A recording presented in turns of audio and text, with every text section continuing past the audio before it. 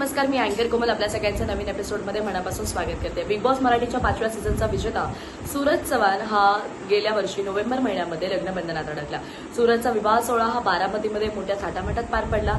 त्याच्या लग्नाला चाहत्यांनी प्रचंड गर्दी केली होती। सूरजनं त्याच्या लग्नासाठी बिग बॉस मराठीमधील त्याच्या सहस्पर्धकांना सुद्धा आमंत्रण दिलं होतं, पण जान्हवी किल्लेकर वगळता सूरजच्या लग्नाला कोणीही गेलं नव्हतं। याबाबत काही दिवसांपूर्वी दिलेल्या मुलाखतीमध्ये जान्हवीने सुद्धा नाराजी व्यक्त करताना जान्हवी जी आहे ती सुद्धा नाराजी व्यक्त करताना दिसली। आता नुकत्याच एका चॅनेलला दिलेल्या मुलाखतीमध्ये सूरजने लग्नाला न येणाऱ्यांबाबत आपलं स्पष्ट मत मांडलंय।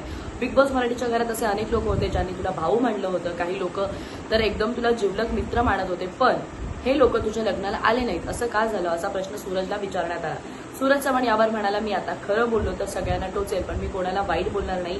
ते सगळे माझ्या जवळचेच आहेत, आम्ही एकत्र बिग बॉस मराठीच्या घरामध्ये राहिलोय, मी त्या सगळ्यांना माझं कुटुंब मानतो, पण त्यांनी एक गोष्ट पाळली पाहिजे होती, ती म्हणजे गरीबाचं पोरगं आहे, आपण गेलं पाहिजे। खरं तर माझी अपेक्षा नव्हती, पण माझ्या सगळ्या फॅन्सना वाटत होतं की आमच्या सूरजदादाच्या लग्नाला सगळ्यांनी आलं पाहिजे।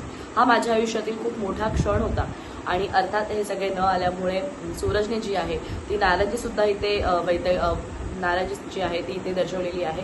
तो पुढे म्हणाला की सूरज चव्हाणचं लग्न सर्वात मोठं झालं, कारण महाराष्ट्रातील जनता माझ्यावर खूप जास्त प्रेम करते। कोणी नाही आले तरी माझ्यासाठी माझं महाराष्ट्र आहे, माझे चाहते माझ्यासाठी आईबाबांप्रमाणे आहेत। ते लोक माझ्या लग्नाला आले नाहीत याचं मला अजिबात वाईट वाटत नाहीये, कारण आपल्याला देव घडवतो, त्यानेच आपल्याला जन्म दिलाय। नेहमी देवावर विश्वास ठेवला पाहिजे आणि वाईट विचार करण्यापेक्षा आपण देवाचं नामस्मरण करावं, असं सुद्धा सूरजने सांगितलेलं आहे। माझी बिग बॉसची ट्रॉफी माझ्यासाठी लक्ष्मी आहे, ती माझ्या नशिबात होती, देवाने माझी सगळी स्वप्न पूर्ण केली। हा शो जिंकायचा आहे, मी मनापासून ठरवलं होतं आणि ते सुद्धा शक्य झालं, अशा भावना सुद्धा सूरजने यावेळेला व्यक्त केलेल्या आहेत। तर तुम्हाला काय वाटतं, सूरजच्या लग्नाला जे कोणी त्याचे प्रतिस्पर्धक आहेत ते गेले नसतील त्याचं काय कारण असावं?